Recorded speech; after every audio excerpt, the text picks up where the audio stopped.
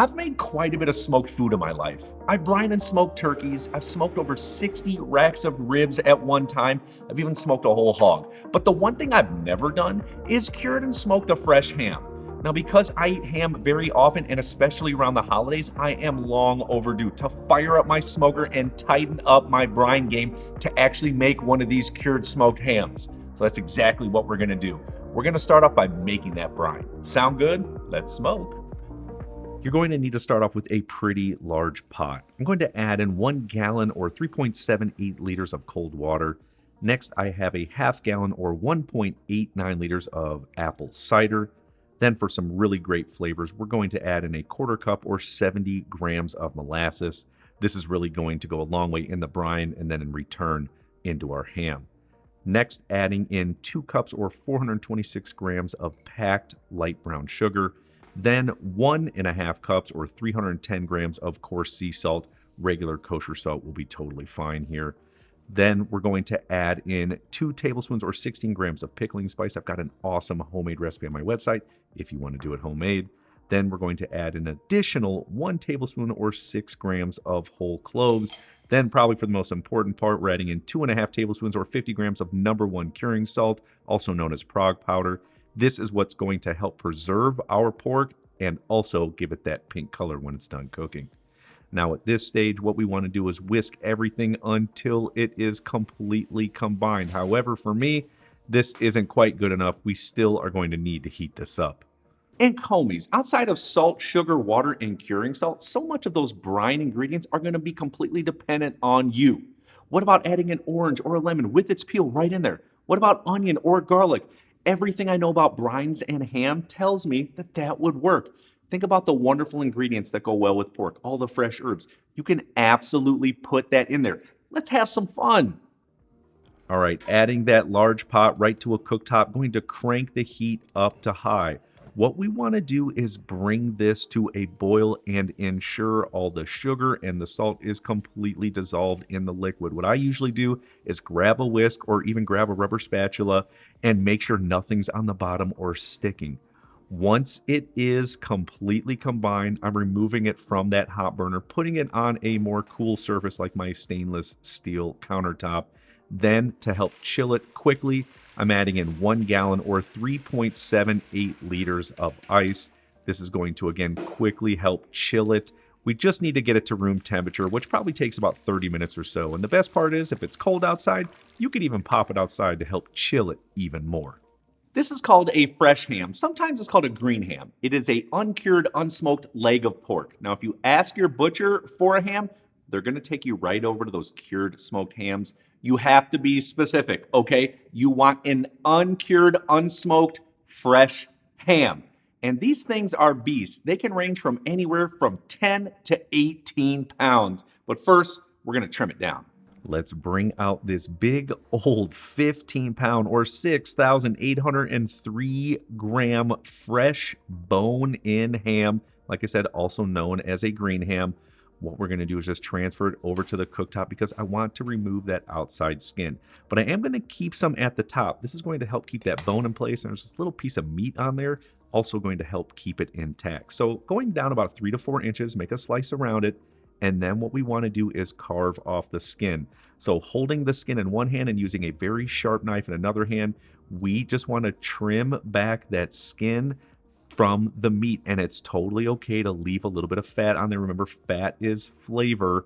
Obviously, this will help season up and make our pork that much more juicy, tender, and delicious. Now, once you completely trim that skin away, don't throw it away. Pop it in the freezer or for another date. Ever heard of chicharron or even cracklings? You fry this up, and that is some good eating, my friends. Now, for me, it's personal preference to remove that skin because when I think about it, it's really tough and it's going to be hard for the smoke to penetrate past that skin into the meat so that my ham is deliciously smoked. What you could do is cut 1-inch squares all the way around, going in about 1/4 to 1/2 inch deep. You'll still get that crisp outside. Like I said, you'll have a chicharron or a crackling. But for me, I don't want that. I want a smoked ham. That's what I'm going for. All right, here's what we do next. Transfer the fresh ham over to a large pan. This is a deep 400 hotel pan. Then you're going to need a meat injector of some sort. You can pick this up on Amazon or any barbecue shop out there, maybe even a butcher shop. What I'm going to do is go over to our room temperature brine, suck it in there, and then every 1 to 1.5 inches or about 2.5 to 4 centimeters apart from each other, we're going in 2 to 4 inches or 5 to 10 centimeters deep all over this pork and ham. You want to make sure all this brine gets in the inside. If you don't, there's going to be sections of your ham that are gray and not pink, and we don't want that. This also obviously helps flavor up the inside as well. Once it is injected on all sides and all over, we're transferring it over to a very large container. Pour in any of that extra brine from the pan. Then go grab that big old pot of room temperature brine, pour it right over top into that container. Now, even if it's sticking out a little bit, you can just add a few cups of cold water. It will not kill it or hurt it in any way. You're going to be good. Next, I'm going to put a lid right on the top, and you're going to have to make room here, okay? This is a big container, in the refrigerator for 7 days total. So obviously, you've got some time before you need to come back and check things out. Now, there are definitely different schools of thought when it comes to how long does it actually take to cure a ham. There are some folks that say 1 day per 1 inch or 2.5 centimeters for the diameter, for the width of that ham. There are other folks that say 1 day per 1 pound or 454 grams. Then there are others that say, hey, we can do this in 48 to 72 hours. For me, I'm somewhere in between. I'm going to go with 2 pounds or 908 grams per day. So after 7 days, we should have a fully cured ham. Now, we're not going to stop there though. After the 3rd day or the beginning of the 4th day, I'm going to come out, I'm going to take that ham back out, put it back in that pan using that injector. I'm going to soak up more of that brine and put it right into the ham and do that same process over again. I want to make sure this thing is cured from top to bottom. Then after that, we're going to put it right back in that brine, put the lid on, going back in the refrigerator to finish that full 7-day curing process. And then finally, it's going to be smoking time. All right, day 7 is here. Our ham is totally cured. It looks amazing. What we're doing is taking it out, setting it right into our pan. We need to rinse this really, really well. So let's head over to the sink, run lots of cold water over it while completely rubbing it down on all sides. This is going to remove any sugar or salt caked on the outside. And there still might be some pickling spices somewhere that you may need to remove. So take several minutes to do this very, very thoroughly. At this stage, let's drain off any excess water, come back over. I'm going to transfer it over to a rack that's on a sheet tray. You know, I've got parchment paper underneath. I can't help myself. Then you're going to need a bunch of paper towels to completely pat this dry on all sides. Front, back, center, you name it. This thing needs to be extremely, extremely dry at this point. Now, I didn't make those 1-inch cuts before brining it because I wanted to remove the skin, but now I'm going to make them because I want to try to get as much smoke into the middle of that ham as possible.